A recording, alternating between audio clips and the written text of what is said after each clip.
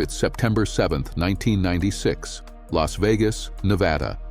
The MGM Grand Arena has just erupted after Mike Tyson knocked out Bruce Seldon in under 2 minutes. Outside in the parking lot, Death Row Records CEO Marion Suge Knight is riding high, literally and figuratively, in a black BMW 750 with the greatest rapper alive sitting right beside him. By midnight, Tupac Shakur will be shot 4 times. By September 13th, he will be dead. And within 18 months of that night, Death Row Records, the most powerful hip-hop label on the planet, will be in bankruptcy. The question that haunts music history to this day is this: was it all inevitable from the very beginning? In today's episode, we're going inside the full, unfiltered story of Death Row Records, from the violent birth of a dynasty to its catastrophic, blood-soaked collapse. We're talking real documented events, court records, industry accounts, and the words of people who were actually there. This is not just a music story. This is a story about power, loyalty, fear, and what happens when one man's demons become everyone's destruction. Let's get into it. To understand how Death Row fell, you have to understand what it was. In 1991, Marion Suge Knight co-founded Death Row Records with Dr. Dre and producer Dick Griffey. According to multiple industry accounts, the label's seed money was secured through a confrontation.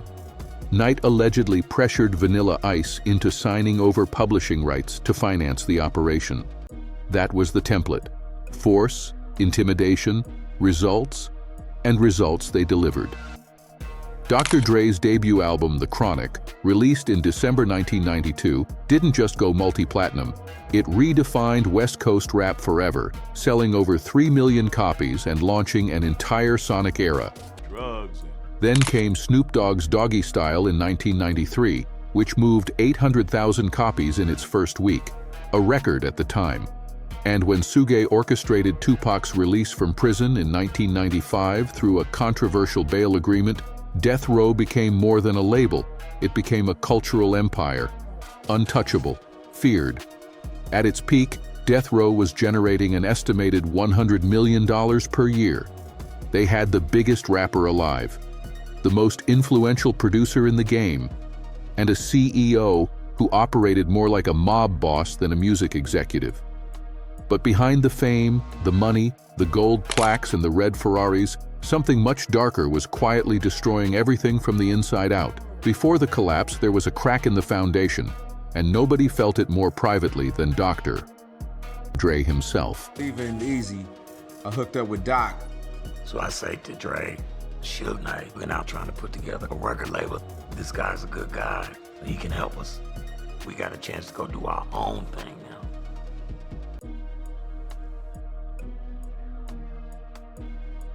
In the 2017 Netflix documentary The Defiant Ones, Dre reflected on his time at Death Row with remarkable candor. He described the label's environment as one increasingly defined by tension and unpredictability, where the lines between business and street life had completely dissolved. According to Dre in that documentary, he reached a point where he no longer felt safe in his own creative home, the place he had built. He walked away in 1996, founding Aftermath Entertainment and leaving behind millions of dollars in contracts. In the music industry, that kind of move doesn't happen over creative differences. That happens when a man fears for his life. What Dre saw from the inside, and what he was brave enough to eventually speak about publicly, was a label being strangled by the paranoia and violence that Suge Knight carried with him everywhere he went. Dre's exit wasn't just a business decision, it was an act of survival. And the tragedy is, not everyone got out in time. This is where the story gets brutal, and it's important we tell it truthfully, not to glorify it, but because the truth is the only way to understand the scale of what was lost. By 1996, Death Row Records was not functioning like a record label. According to multiple former employees and documented FBI surveillance files, which were later obtained through Freedom of Information requests, the Wilshire Boulevard offices had become something closer to a fortified compound. Armed security, crew members who were also gang-affiliated, an atmosphere where any perceived slight could escalate into violence. Former associates have described witnessing Suge Knight assault individuals inside the label's own offices. There are documented legal cases, not rumors, actual court records of artists and employees who were beaten, threatened, or coerced. One of the most chilling, lesser-known details, according to public court filings from the late 1990s, several artists claimed their contracts included terms they were never shown before signing, buried clauses that gave death row control over merchandise, touring income, and future recordings in perpetuity. They were locked in, and they knew it. Meanwhile, the East Coast/West Coast rap war, which Death Row and Bad Boy Records had become the physical embodiments of, was consuming everything. What had started as lyrical competition had turned into something far more dangerous. By the summer of 1996, according to accounts from people close to both camps, threats were being made that went well beyond diss tracks. Then came September 7th. After the Tyson fight, Tupac was shot in the car Suge was driving on Flamingo Road. Suge survived with a fragment of a bullet grazing his head. Tupac was hit multiple times. The investigation went cold. No one was ever charged while Suge was free. What followed was a catastrophic chain reaction. Tupac died 6 days later at the age of 25. The hip-hop world went silent in grief, then rage, then paranoia. In March 1997, the notorious B.I.G. was killed in Los Angeles, still unsolved. Two of the greatest artists in the history of the genre, gone within 6 months of each other. And Death Row's logo was splashed across every news broadcast in the world, not as a brand to be celebrated, as a symbol of something gone terribly wrong. Suge Knight had turned the most powerful hip-hop label on earth into the center of a murder investigation. And here's the part of this story that gets lost when people only focus on the violence. Before the Las Vegas trip, in the final weeks of recording sessions for what would become the Don Killuminati, the 7-Day Theory, people who were in the studio with Tupac described a man who was working with terrifying urgency, as if he knew on some level that time was running out. He recorded dozens of songs. He talked to producers about what he wanted his music to mean after he was gone. He called his mother, Afeni Shakur, regularly. According to accounts shared by those close to him, on the afternoon before the Tyson fight, Tupac spent time at the hotel talking to young fans who had gathered outside, signing autographs, laughing, taking pictures. No security theater, no entourage wall. Just a kid from Baltimore and East Harlem who had become one of the most famous people on earth, still finding a moment of genuine human connection. That's the Tupac that gets buried under the mythology. A young man, 25 years old, who wrote poetry, who cared for his mother, who talked about going back to school. Death Row didn't create that person, but the environment Death Row had become under Suge Knight made it impossible for that person to survive. That quiet afternoon outside the hotel was one of the last peaceful moments of his life. In the years that followed Tupac's death, Death Row Records didn't just decline, it disintegrated. Suge Knight was sentenced to 9 years in prison in February 1997 after violating probation from a previous assault conviction, a probation that stemmed from an incident at the very same Tyson fight in Las Vegas.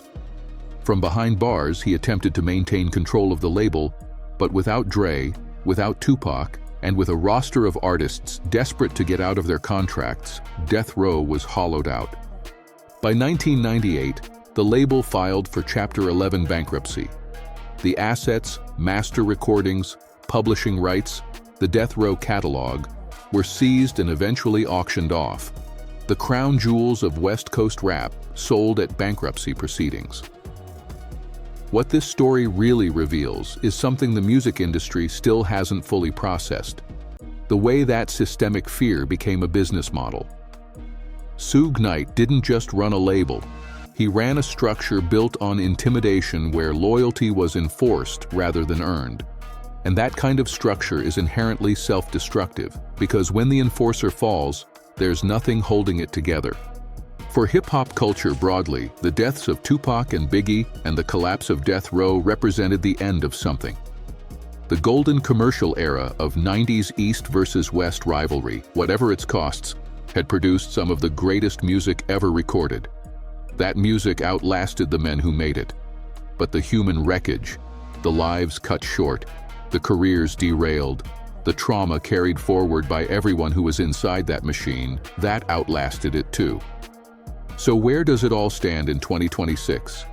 In 2022, in one of the most surreal business moves in music history, Snoop Dogg, who began his career on Death Row, purchased the label outright.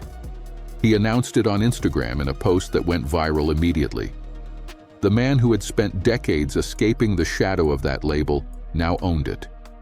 He described it as reclaiming something that had been taken. Suge Knight remains in prison. In 2018, he was sentenced to 28 years after pleading no contest to voluntary manslaughter in connection with a 2015 incident in Compton. He will not be eligible for parole until he is in his 80s. Dr. Dre went on to build Aftermath into a generational powerhouse, discovering Eminem and Kendrick Lamar, selling Beats Electronics to Apple for $3 billion, and cementing himself as one of the most successful figures in the history of American entertainment. Tupac's catalog continues to sell. His mother Afeni managed his estate until her death in 2016. He was inducted into the Rock and Roll Hall of Fame in 2017. Death Row Records was one of the greatest and most destructive forces in the history of popular music. It created legends, and it consumed them. The most powerful weapon Suge Knight had was fear. And the most powerful thing that outlasted him is the music he almost destroyed. Death Row Records was born in the fire of ambition and buried by the weight of one man's unchecked ego and violence. It gave the world some of the greatest music ever made, and it took lives that can never be replaced. Here's the question I want you to sit with and drop in the comments below. If Suge Knight had never existed, does West Coast rap still become what it became? Or was the darkness part of the engine? That's the real debate, and I want to hear where you stand. If this story hit different, hit subscribe and turn on notifications. We bring the real stories behind the music every single week. No fluff, no cap, just the truth. Drop your thoughts below. I read every comment, and this one is going to be a conversation. Peace.